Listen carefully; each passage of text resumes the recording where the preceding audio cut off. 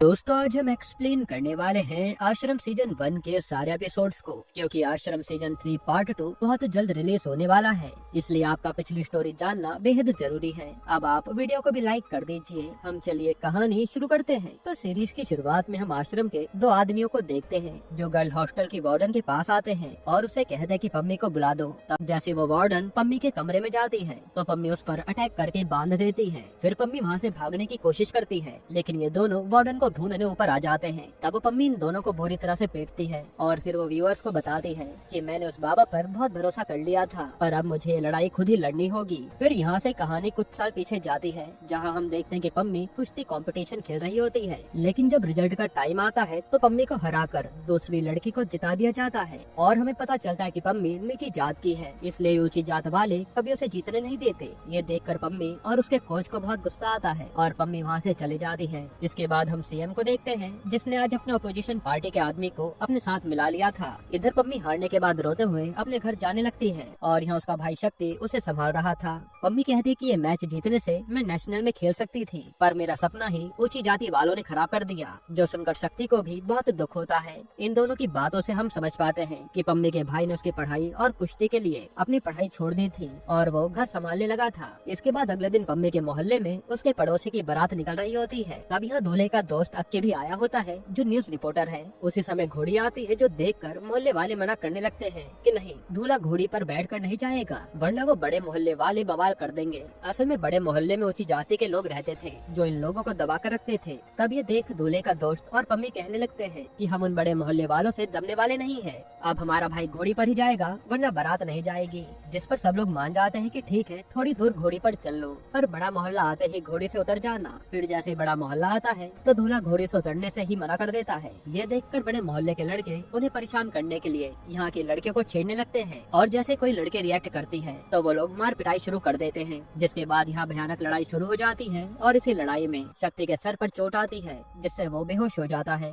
ये देख बड़े मोहल्ले का मुखिया आकर इन्हें कहता है कि अभी तो सिर्फ एक का ही सर फटा है, आगे से हमसे बड़े बनने की कोशिश मत करना, वरना तुम में से कोई बचेगा नहीं। तब जल्दी से शक्ति को ये लोग हॉस्पिटल लेकर जाते हैं और अक्की अपने दोस्त और पम्मी को हॉस्पिटल ले जाते समय समझाता है कि हमें जाकर पुलिस में कंप्लेन करनी चाहिए, वरना ये लोग आगे भी पता नहीं क्या कर दे। जिस पर पम्मी भी उसकी बात मान लेती है कि मैं इन्हें मजा तो चखा कर रहूंगी। अब ये लोग पुलिस स्टेशन में कंप्लेन लिखाने आते हैं, पर यहाँ पुलिस वाला उजागर सिंह एफआईआर लिखने से ही मना कर देता है, क्योंकि वो जानता था कि अगर बड़े मोहल्ले वालों को पता चला कि उनके खिलाफ एफआईआर हुई है तो वो लोग इन सब का जीना दुश्वार कर देंगे। इसलिए वो इन्हें एफआईआर लिखवाने से मना करता है, पर अक्की और पम्मी उसकी बात नहीं मानते, इसलिए वो एफआईआर लिखवा देता है। इधर ये बात बड़े मोहल्ले वालों को पता चल जाती है कि उनके खिलाफ एफआईआर लिखवाई गई है, इसलिए वो जाकर पूरे हॉस्पिटल के स्टाफ को ही बंदी बना लेते हैं कि कोई भी शक्ति का इलाज नहीं करेगा। हालांकि ये सब होता हुआ देखकर वहाँ एक आदमी किसी को फोन करता है और कहता है कि यहाँ बाबा जी की बहुत जरूरत है, अन्याय के खिलाफ वही यहाँ कुछ कर सकते हैं। फिर जैसे पम्मी और अक्की आते हैं तो वो सारे डॉक्टर से कहते हैं कि हमारे भाई का इलाज कर दो, वरना ये मर जाएगा। पर बड़े मोहल्ले के आगे किसी की भी नहीं चलती और वो कहते कि जब तक एफआईआर वापस नहीं होगी तब तक इलाज भी नहीं होगा। वहीं पुलिस को भी पता चल जाता है कि बड़े मोहल्ले वालों ने हॉस्पिटल में हंगामा कर दिया है, इसलिए वो सब वहाँ पहुँचने लगते हैं। इसके बाद हम देखते हैं कि काफी सारे लोग बाबा निराला के साथ हॉस्पिटल आते हैं और वो आते ही पम्मी और बाकी छोटी जाति वालों को कहते हैं कि अब हम आ गए हैं, अन्याय अब नहीं फैलेगा। ये कहकर बाबा निराला अपने चेले भोपा को सिचुएशन संभालने के लिए कहते हैं और भोपा जाकर बड़े मोहल्ले वालों को पहले तो पीटता है। फिर बाबा निराला आकर मुखिया से कहता है कि इलाज चलने दो, वरना अच्छा नहीं होगा। जिस पर मुखिया निराला से ही बदतमीजी करने लगता है। तब निराला उसे उसी की भाषा में जवाब देता है और मुखिया शांत बैठ जाता है। उसी समय वहाँ बाकी पुलिस वाले भी पहुँच जाते हैं, लेकिन बाबा का बॉडीगार्ड माइकल पुलिस वालों को अंदर तक जाने नहीं देता। यहाँ हमें पता चलता है कि माइकल भी पहले पुलिस में ही था, पर बाबा से मिलने के बाद माइकल बाबा का बॉडीगार्ड बन गया। वहीं हम बाबा को देखते हैं जो मुखिया को धमकी देता है कि तेरा पूरा मोहल्ला पंचायत की जमीन पर बना है, अगर हमसे उलझने की कोशिश की तो तुम्हारा घर चला जाएगा। जो सुनकर मुखिया के होश उड़ जाते हैं। वहीं हम सीएम को देखते हैं जो अपने पीए से कह रहा होता है कि ये बाबा निराला अपने भक्त बढ़ाने के लिए हर तरफ पहुंच जाता है, इसलिए हमें इसका कुछ करना पड़ेगा। अब इसके बाद बाबा शक्ति का इलाज करवाते हैं और उनकी मदद के कारण आज सब लोग बाबा को मानना शुरू कर देते हैं कि बाबा हर दुखियारे की मदद करते हैं। जिसके बाद बाबा निराला उस लड़के की की बारात भी निकालते हैं और बड़े मोहल्ले के सामने से लेकर जाते हैं। तब मुखिया को लगता है कि वो बाबा से पंगा लेकर बुरा फंस जाएगा, इसलिए वो बाबा के पैरों में पड़कर माफी मांगता है और कहता है कि बस हमारे खिलाफ FIR वापस करवा लीजिए, हम आगे से कभी ऐसा नहीं करेंगे। जो सुनकर पम्मी अपनी FIR वापस ले लेती है। फिर अगले दिन हम देखते हैं कि एक जंगल में खुदाई का काम चल रहा होता है। तब वहाँ एक कंकाल निकलता है जो देखकर सबके होश उड़ जाते हैं। इधर हम बाबा निराला को देखते हैं जो भयानक सपना देखकर उठ जाते हैं। तब वो भोपा आकर उन्हें कहता है कि मैं जानता हूँ कि तुम्हें एक ही सपना परेशान करता है, आप चिंता मत करो, मैंने उसे इन्हीं हाथों से गाड़ा था। तब हमें कुछ साल पहले का सीन दिखाते हैं जहाँ भोपा और उसके गुंडे एक लड़की को पकड़ रहे होते हैं, लेकिन वो लड़की वहाँ से भाग जाती है। तब ये लोग जैसे तैसे उस लड़की को पकड़कर मार डालते हैं और फिर उसी जंगल में गाड़ देते हैं। यानी वो कंकाल इसी लड़की का था। अब प्रेजेंट में कंकाल मिलने वाली बात पुलिस से लेकर मीडिया तक पहुंच जाती है और हर कोई जानना चाह रहा था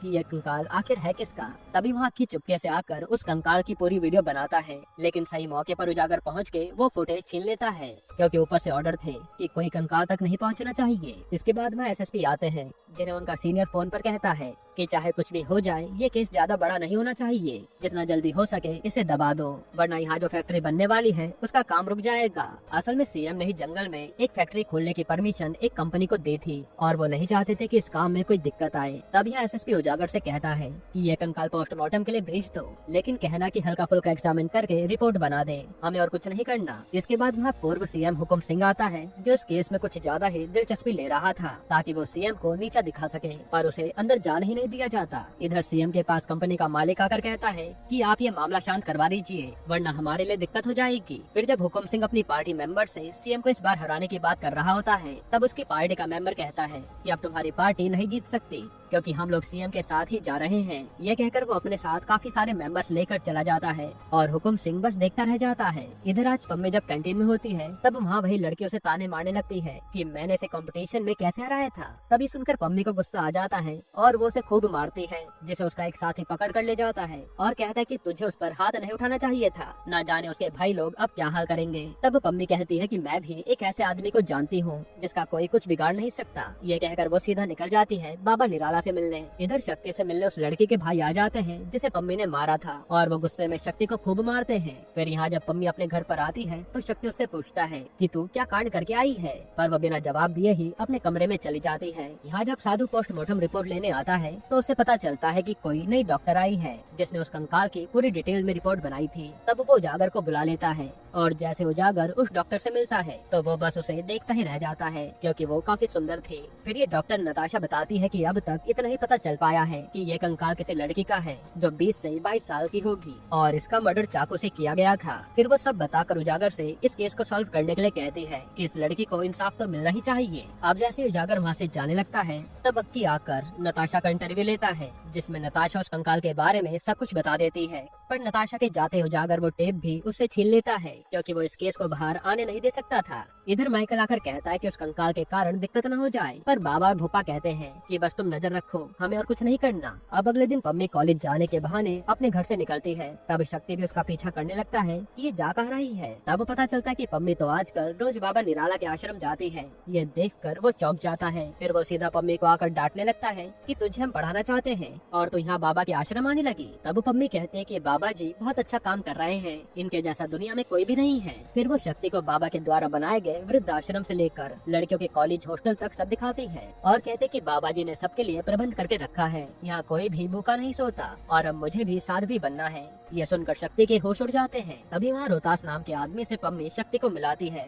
और वो भी बाबा के गुणगान गाने लगता है, जिस पर शक्ति को भी थोड़ा थोड़ा यकीन हो जाता है कि ये बाबा जी सच में बहुत अच्छा काम कर रहे हैं। साथ ही रोहतास बताता है कि मैं तो बाबा जी का सेवादार हूँ जो उन्हीं की फैक्ट्री में काम करता हूँ और मुझे यहाँ 20,000 रूपए तनख्वाह मिलती है। इसके बाद हम बाबा निराला को देखते हैं जो लोगों को मोह माया से दूर रहने का भाषण दे रहा होता है और वो कहता है कि आज हमारे पास 3 सेठ आए हैं जो अपना सारा धन आश्रम के नाम करके मुक्ति पाना चाहते हैं। तभी हम उन तीनों सेठ को देखते हैं जो भोपा से कह रहे थे कि हमें जाने दो, हमें कुछ त्यागना नहीं है। तब उन्हें लेने बाबा आते हैं और कहते हैं कि ये सब मोह माया ने तुम्हें जकड़ लिया है, पहले तुम लोग प्रसाद खाओ। और जैसे वो लोग लड्डू खाते हैं तो वो लोग बाबा निराला की बात मानने लगते हैं जैसे लड्डू में कुछ मिला हो। फिर बाबा उन लोगों को सबके सामने लाकर उनका शुद्धिकरण करते हैं और फिर उन्हें आश्रम के कमांडर बनने के लिए एक डॉक्टर के पास भेज दिया जाता है। अब यहाँ होता क्या है ये आपको आगे पता चल जाएगा। फिर घर जाते समय शक्ति पम्मी को डांटने लगता है कि ये बाबा औरों की भक्ति करने में बहुत समय है, पहले तो कुछ बन जा। लेकिन पम्मी को साध्वी ही बनना था और वो शक्ति की बात नहीं मानती।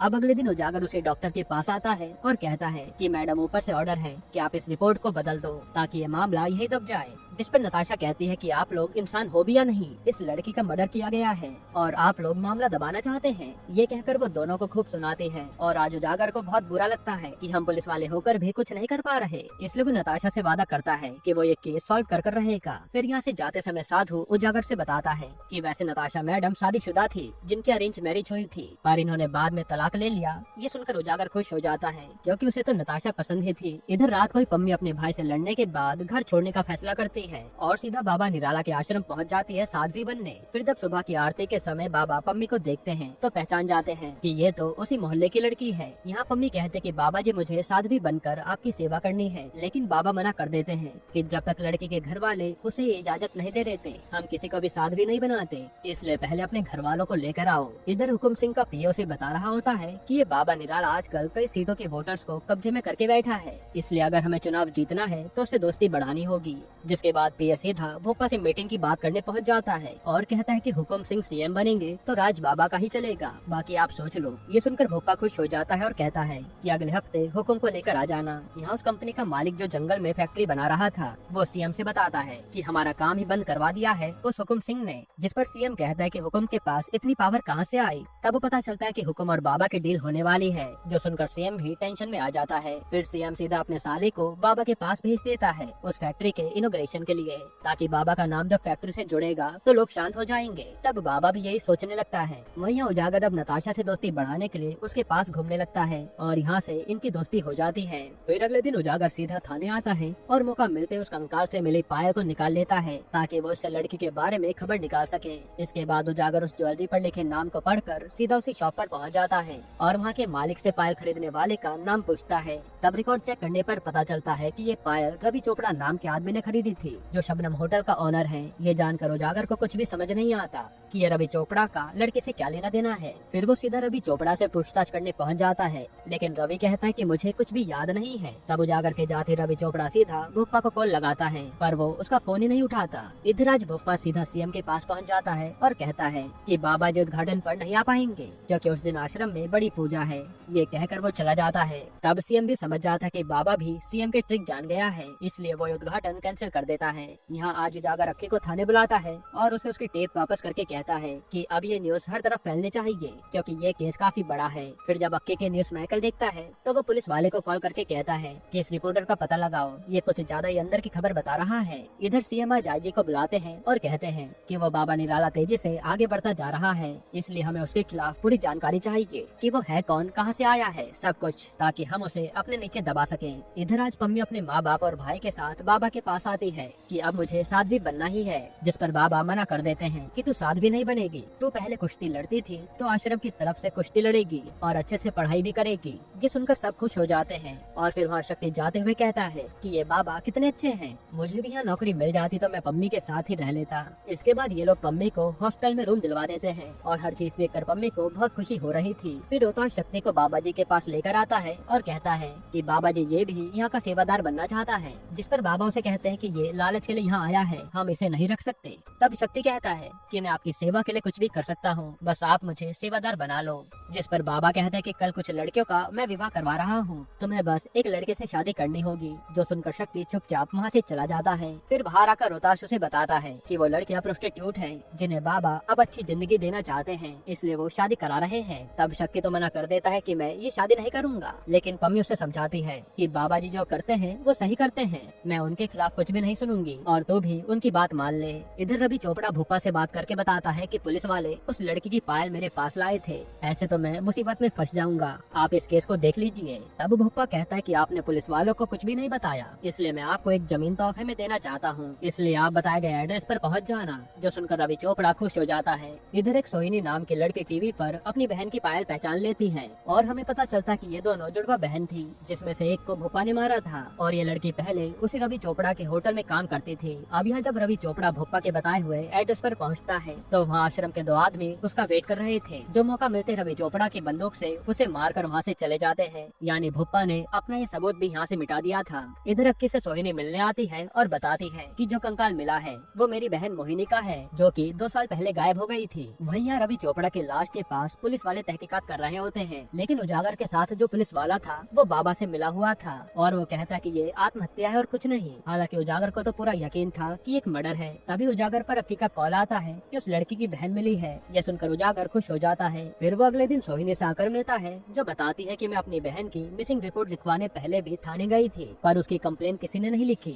और पता करने पर उजागर को साधु बताता है तो उस टाइम पर माइकल ही था जो थाना इंचार्ज था, जिसके बाद ही वो बाबा से कनेक्ट हो गया था और उनका बॉडीगार्ड बन गया। अब यह सारे कनेक्शन सीधा बाबा निराला के आश्रम से मिल रहे थे और ये भी पता चलता है कि पिछले कुछ सालों से 9 से 10 लड़कियां गायब हो चुकी हैं। फिर नताशा सोहिनी का ब्लड सैंपल लेती है उस कंकाल के डीएनए से मिलाने के लिए और फिर वो कहते कि सोहिनी अब से मेरे साथ ही रहेगी और आप सब जाइए केस को सॉल्व कीजिए। इसके बाद हम आईजी को देखते हैं, जो बाबा निराला के बारे में ही सारी जानकारी निकालने में बिजी था। तब वो सीधा बाबा निराला की पत्नी से जाकर मिलता है, जो बताती है कि बाबा एक ढोंगी है जिसका नाम मोंटी है और वो पहले बहुत गलत काम करता था, पर अब देखो बाबा बना बैठा है। फिर ये बात जैसे बाबा निराला को पता चलती है कि आईजी उसकी पत्नी से मिला था, तो वो भोपा से कहता है कि इस आईजी का कुछ करना पड़ेगा। इसके बाद हम रात में आईजी को देखते हैं, जिसे एक लड़की का कॉल आता है कि मैं बाबा निराला को एक्सपोज कर सकती हूँ, बस आप मुझसे मिलने होटल में आ जाइए। तब आईजी तुरंत उस लड़के से मिलने पहुँच जाता है और यहाँ वो लड़की बाबा निराला के बारे में बताते बताते आईजी को सेड्यूस करने लगती है। तब आईजी भी कंट्रोल नहीं कर पाता और यहाँ ये इंटीमेट हो जाता है। फिर हम देखते हैं कि ये तो बाबा की ही चाल थी, जिसने उसकी पूरी वीडियो बना ली थी। अब अगली सुबह बाबा आईजी को कॉल करके हड़काता है कि तुझे मेरे घर जाने के लिए किसने कहा था, अब तो अपनी वीडियो देख कहाँ कहाँ वायरल होती है। ये सुनकर आईजी बहुत डर जाता है और कहता है कि बाबा जी आप जैसा बोलोगे मैं वैसा करूँगा, बस मुझे बचा लो। इधर आज हुकुम सिंह बाबा से मिलने जा रहा होता है, जहाँ बाबा आज कई सारी लड़कियों की शादी करवा रहे होते हैं, जिसमें से एक लड़का शक्ति भी था। यहाँ शक्ति जब लड़की को देखता है तो उसे वो पसंद आ जाती है। हालांकि शक्ति जानता था कि वो एक प्रोस्टिट्यूट रह चुकी है, पर बाबा के आदेश के लिए वो शादी भी कर लेता है। वहीं हुकुम सिंह आकर बाबा के सेवक के रूप में लोगों के सामने आता है और यहाँ सब लड़कियों की शादी हो जाती है। इसके बाद हुकुम सिंह बाबा से आकर मिलता है और कहता है कि हमें आपसे केवल 20 सीट के वोट चाहिए, क्योंकि वहाँ के लोग आपके भक्त हैं। जिस पर भुप्पा कहता है कि एक सीट की कीमत 5 करोड़ रुपए है, जो सुनकर हुकुम मना कर देता है, इतने पैसे तो नहीं है मेरे पास और मैं आपको 3 करोड़ रुपए दे सकता हूँ पर सीट के। तब जैसे तैसे इनकी बात 3.5 करोड़ पर डन हो जाती है। फिर जब भोपा और बाबा साथ में होते हैं तो बाबा उसे कहता है कि हमारे भक्त सिर्फ बूढ़े लोग हैं, इसलिए हमें यूथ को भी अपना भक्त बनाना है। इसके बाद यहाँ शक्ति और उस लड़की बबीता की सुहाग रात होती है, जहाँ शक्ति शर्मा रहा था, पर फिर शक्ति हिम्मत करके उसके साथ इंटीमेट हो ही जाता है। यहाँ आज हुकुम सिंह से मिलने आईजी आता है और उसके पैरों में पड़कर कहता है कि मुझे बाबा से बचा लो, वो मेरी वीडियो हर जगह फैला देगा। जिस पर हुकुम सिंह कहता है कि वो जंगल में बनने वाली कंपनी और सीएम के बीच में जो भी डील हुई है उसकी फाइल ला कर दे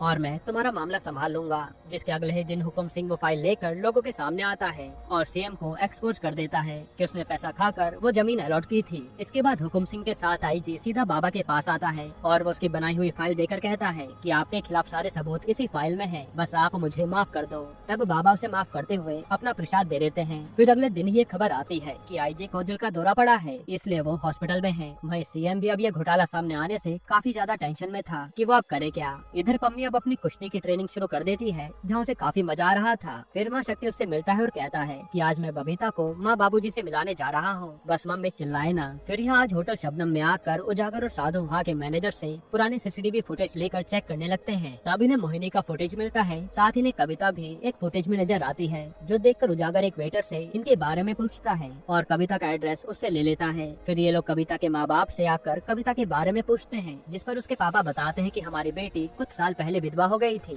पर जब से वो आश्रम गई है तब से वो खुश है। तब उजागर उन्हें कविता से बात कराने को कहता है। फिर जब ये लोग आश्रम में कविता से बात करते हैं तो उजागर उससे मोहिनी के बारे में पूछने लगता है, लेकिन कविता डर के मारे कुछ भी नहीं बता पाती और वो कहते कि मुझे आश्रम से घर आना है। पर ये सुनते उसके पिता फोन काट देते हैं। फिर वो उजागर को अपने घर से जाने के लिए भी कह देते हैं। वहीं कविता के घर जाने वाली बात यहाँ एक बड़ी साध्वी सुन लेती है और वो गुस्से में कविता को एक कारागार में डाल देती है सजा के तौर पर। इधर बबीता को शक्ति के साथ देखते उसकी माँ भड़क जाती है और यहाँ माँ और बेटे में काफी बहस होती है, लेकिन शक्ति के पापा बात को संभाल लेते हैं। वहीं रात को उजागर नताशा से मिलने आता है और वो उसे बताने लगता है कि वो कविता आश्रम में रहना नहीं चाहती, लेकिन उसके माँ बाप को उसकी कोई फिक्र ही नहीं है। और पता करने पर ये सामने आया है कि कविता के पिता की शुगर फैक्ट्री है, जिसमें आश्रम उनका सबसे बड़ा क्लाइंट है, इसलिए वो शायद आश्रम से पंगा लेना नहीं चाहते। फिर अगले दिन उजागर सीधा कविता से मिलने आश्रम पहुंच जाता है, लेकिन माइकल उसे अंदर तक जाने नहीं देता। इधर कविता एक गार्ड के पैरों में पड़कर अपने आप को जेल से आजाद करवा लेती है और फिर वो मौका मिलते ही वहाँ से सीधा एक लोड हो रही गाड़ी में बैठकर वहाँ से निकल जाती है। तब जैसे ये बात बड़ी सादरी को पता चलती है,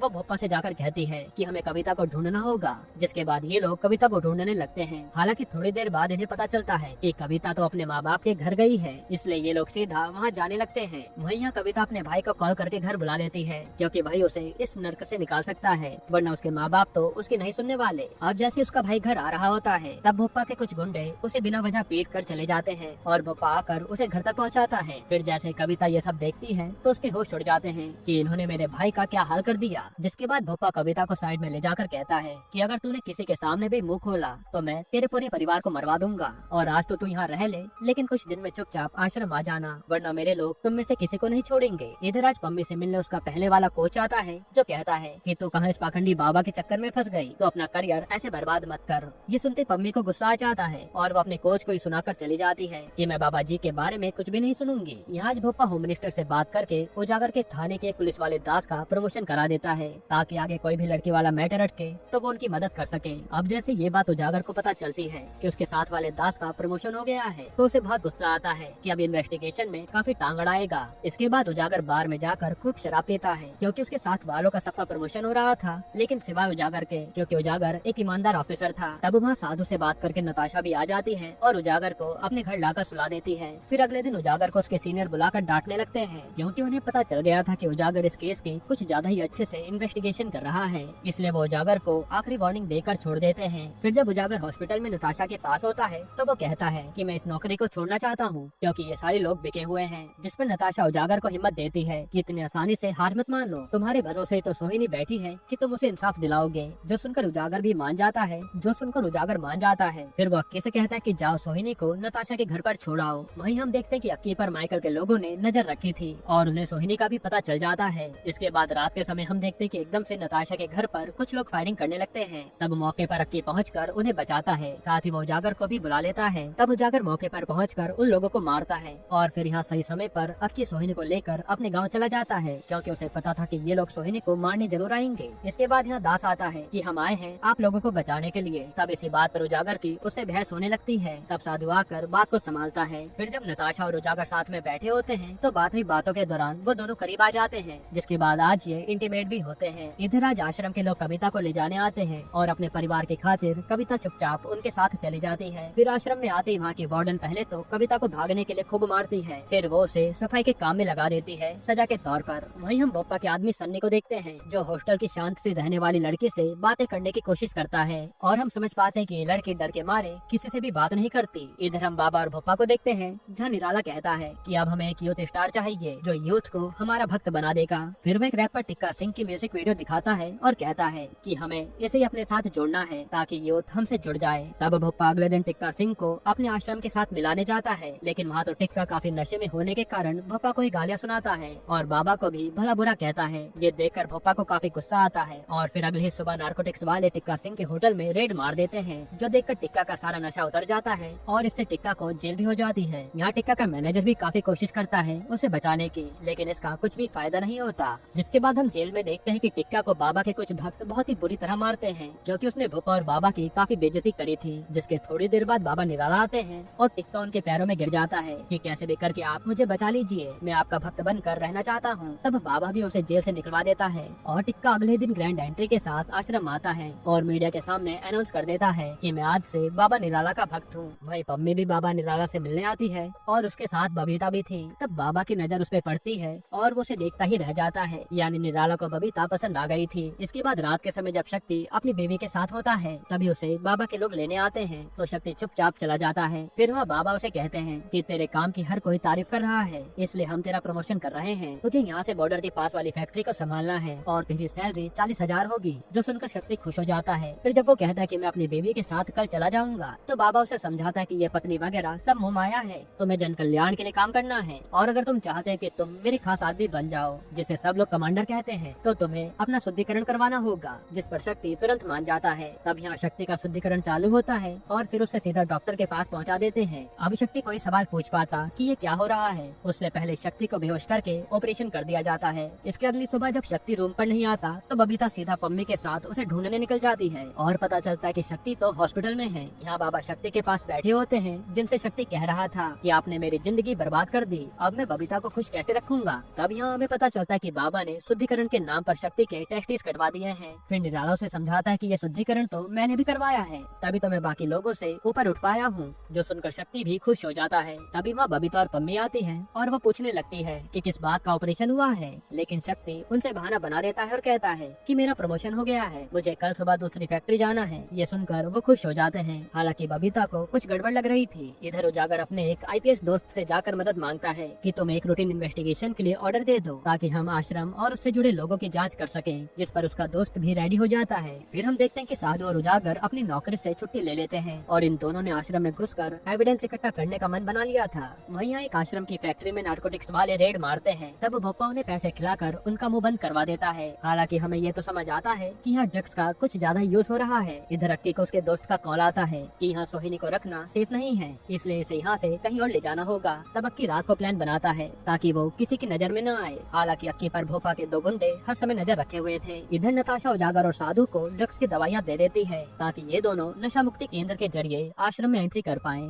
पर उसी समय उजागर पर अक्की का कॉल आता है कि हमें सोहिनी को मेरे गांव से भी निकालना पड़ेगा, क्योंकि उसकी फोटो कुछ गुंडे लेकर अपने साथ घूम रहे हैं। तब उजागर अक्की के साथ मिलकर एम्बुलेंस की मदद से सोहिनी को वहाँ से बाहर निकालता है और अक्की उसे लेकर कहीं दूर चला जाता है ताकि सोहिनी सेफ रहे। फिर उजागर और साधु आकर वो ड्रग्स ले लेते हैं। वहीं आज रात बबीता शक्ति के करीब जाने लगती है, लेकिन शक्ति मना कर देता है। अभी बबीता को महसूस होता है कि शक्ति के टेस्टिस नहीं है और बबीता इसका कारण पूछती है, जिस पर शक्ति कहता है कि कुछ दिक्कत हो गई थी, इसलिए वो हटाने पड़े। हालांकि बबीता समझ जाती है कि ये सब उसी बाबा ने करवाया होगा। तब वो बाबा को गालियाँ देने लगती है, लेकिन उल्टा शक्ति तो बबीता को ही सुनाने लगता है कि तेरी जिंदगी उसी बाबा ने सुधारी है। जिस पर बबीता रिवील करती है कि मैं तो धंधा करती थी और इसी बाबा ने रेड पड़वा कर हमें जबरदस्ती शादी करने के लिए मजबूर किया, वरना ये हमें जेल में सड़वा देता। जो सुनकर शक्ति भी उसकी बात नहीं मानता और उसे चाटा मारकर चला जाता है। इसके बाद शक्ति को बाबा का आशीर्वाद दिलवाकर दूसरी फैक्ट्री में भेज देते हैं और बबीता बस दूर से देखते रह जाती है। फिर रात को जब बबीता सोने जा रही होती है, तभी उसे बाबा के लोग लेने आते हैं और वो उसे सीधा दूसरे रास्ते से एक कमरे में लाते हैं।